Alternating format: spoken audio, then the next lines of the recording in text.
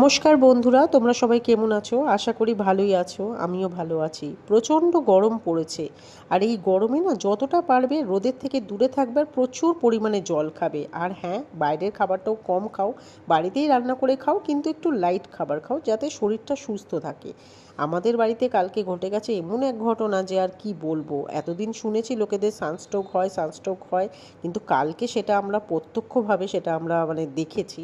আমার বাবা বরাবরই প্রচণ্ডই কাজ করে সংসারে, ছোট থেকে ছোট কাজ আমার বাবা করতে ভালোবাসে, বাজারে যাওয়া এটা ওটা সব কাজই।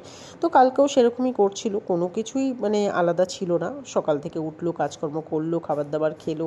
তারপরে আমার বাবা গিয়েছিল একটু দাড়ি কাটাতে। তো সেখানে গিয়ে আমার বাবার বলছে যে মাথা ঘোরাচ্ছে আর মনে হচ্ছে যেন বুকের ভেতরটা চাপ ধরে আছে। তো বাবা তো ভয় পেয়ে গিয়েছে আর সাথে সাথে অজ্ঞান মতো হয়ে গিয়েছে। ওখানে যারা ছিল তারা তৎপরতার সঙ্গে বাবাকে বাড়ি নিয়ে এসছে। আমার বাবাকে সাময়িক কিছুটা সুস্থ করিয়ে সাথে সাথে আমরা হসপিটালেও নিয়ে যাই। আর সেখানে ডাক্তার ইসিজি করে বলে যে বুকের কোনো প্রবলেম নেই, হয়তো ওনার সানস্ট্রোক হয়েছে। সত্যিই এতদিন আমরা জানতাম, শুনেছিলাম যে সানস্ট্রোক হয়, যে কালকে এটা যে পুরো চোখের সামনে দেখতে পাবো ভাবতে পারিনি। যাই হোক, আমার বাবা তো প্রাণে বেঁচে গিয়েছেন।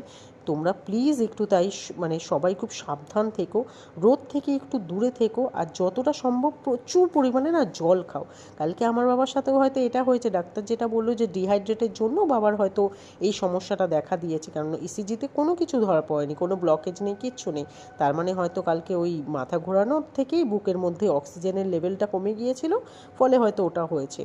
তাই প্লিজ তোমরা সবাই সাবধানে থেকো।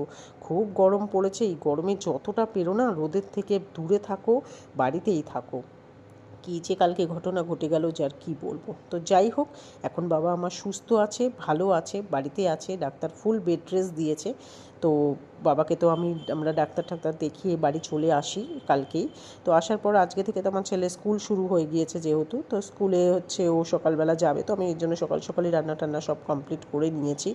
ছেলের টিফিনটাও দিয়েছে। আজকে মঙ্গলবার, আমার নিরামিষ ছিল, ধোকার ডালনা করেছিলাম আর তার সাথে করেছিলাম টক ডাল, আর ছেলেকে রুটি করে দিলাম, আর একটু বেগুন ভাজা ভেজে দিয়েছি, একটু আলু সেদ্ধ দিয়েছিলাম ভাতে। তো এটাই ওর জন্য প্যাক করে দিচ্ছি। আর তার সাথে সাথে ঘরের দু একটা যে টুকটাক কাজ ছিল ওটাও মেটালাম।